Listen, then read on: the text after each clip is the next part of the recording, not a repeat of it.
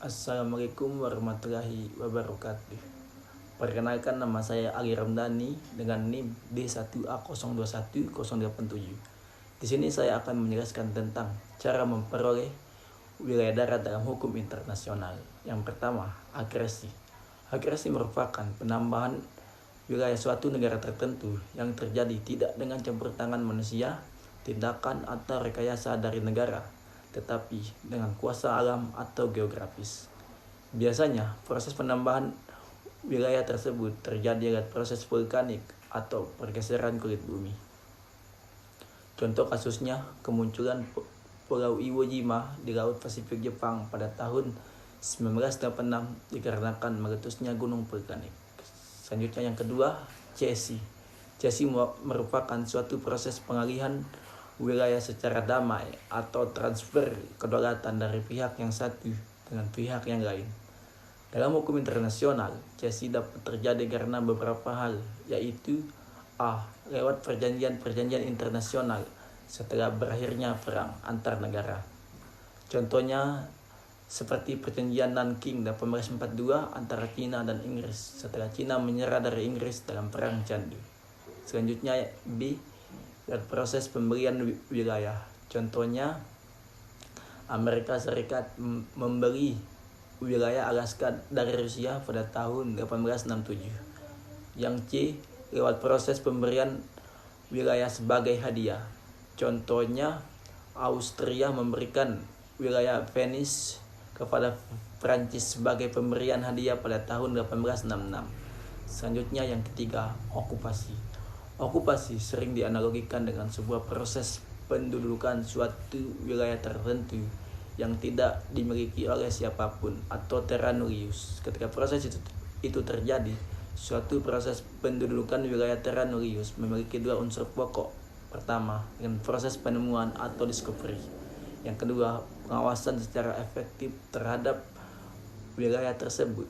Selain itu, proses okupasi atau pendudukan juga harus dilihat berdasarkan niatan dan perhatian negara penemi. Apakah berniat untuk menduduki atau tidak. Contoh kasusnya sengketa Pulau Miangas.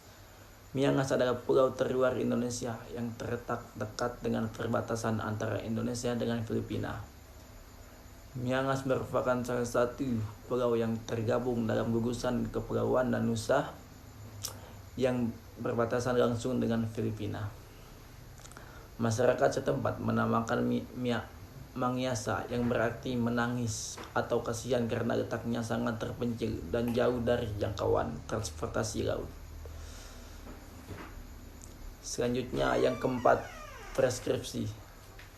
Hukum internasional mengenal proses preskripsi sebagai usaha suatu pihak untuk mendapatkan kedaulatan wilayah atas suatu wilayah yang sudah dimiliki oleh pihak lain dengan cara menduduki wilayah tersebut secara damai dan berkelanjutan tanpa ada protes dari pihak yang memiliki wilayah tersebut.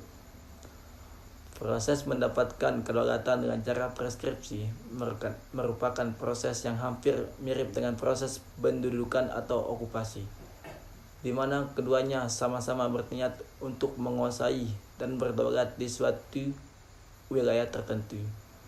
Tetapi dalam okupasi, wilayah yang diduduki adalah negara yang tidak bertuan atau terra nullius, sedangkan dalam proses preskripsi, wilayah yang ingin diduduki merupakan wilayah yang sudah dimiliki oleh pihak lain. Contoh kasusnya sengketa Kepulauan Senkaku antara Cina dan Jepang di Laut Cina Timur. Kepulauan Senkaku yang menjadi objek perebutan antara Cina dan Jepang, juga Taiwan, merupakan kepulauan seluas 7 km persegi yang terletak pada 175 km dari pulau utara Shigaki, 190 km dari Laut Taiwan, dan 420 km dari daratan Cina. Perebutan pulau ini terjadi sejak berakhirnya Perang Dunia Kedua hingga sekarang. Baik Cina maupun Jepang sampai saat ini belum menemukan titik terang dalam menyelesaikan konflik Kepulauan Senkaku. Selanjutnya yang kelima, aneksasi. Aneksasi sering dikenal dengan penaklukan. atau proses mendapatkan wilayah tertentu dengan cara peperangan, pembinasaan massal, dan penghancuran massal. Proses mendapatkan wilayah dengan cara aneksasi dilarang oleh hukum. Contoh kasusnya, sejak tahun 1972, aneksasi Israel terhadap wilayah Palestina telah terjadi. Diketahui bahwa pada tahun tersebut terdapat organisasi pemukim Israel yang menggugat keluarga Palestina yang tinggal di sejarah permukiman Israel, menyebutkan bahwa tanah di wilayah tersebut merupakan milik orang Israel. Selanjutnya yang terakhir, yang keenam, referendum. Sebuah referendum atau jajak pendapat dalam istilah bahasa Indonesia merupakan pemungutan suara untuk mengambil sebuah keputusan. Pada sebuah referendum, biasanya orang-orang yang memiliki hak pilih dimintai pendapatnya. Hasil referendum bisa dianggap mengikat atau tidak mengikat. Jika mengikat, maka para anggota kaum eksekutif wajib menjalankan hasil jajak pendapat tersebut. Di beberapa negara tertentu seperti Belanda, referendum tidak harus mengikat.